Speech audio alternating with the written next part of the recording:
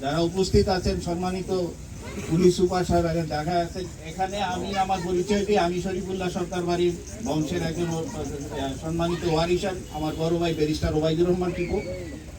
আমি আমার ব্যবসা বাণিজ্য সবই ঢাকাতে, আমার একটা সমিল আছে বাজারে, সমিলটা পরিচালনা করি, এই জায়গায় বেশিরভাগ সময়টা আমার পার করি। এই জায়গায় আপনার এই টোটাল এই ধরেন আমার ফেস যারা চিনে, বাইরের তো চিনি, সবার সাথে আমি এতপ্রতভাবে জড়িত।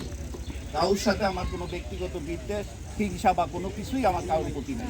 কিন্তু আমরা যেটা আমরা ইয়ে করতেছি, এই যে যেটা ওই যে মহিলাটা বলল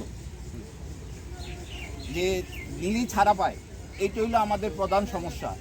যেগুলা আপনার নতুন কইরা কাউর কাছ থেকে কোনো নাম নেওয়ার দরকার নাই, যেগুলা আপনারা ছাড়া দিছেন আমরা দৈরা দিই, আমরা সাহায্য করি, আমরা দৈরা দিই, এবং একটা সময় বাড়ি ঘরও তাদের পুরানো হয়েছে এই বান্ধবের জন্য। কিন্তু আমরা দিলে লাভ হবে কি?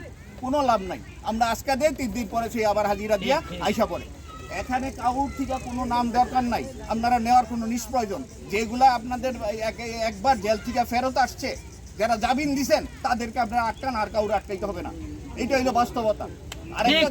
আরেকটা জিনিস হইলো, এখানে জিনিস হইলো, আমি নেশা করি না, নেশা সংক্রান্ত কোনো বিষয় তো নাই।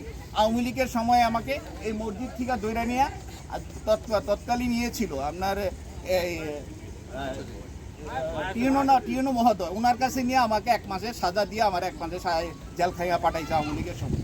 খালি আমি বলে বাবা বিশ্বাস করেন, এই সবগুলা লোক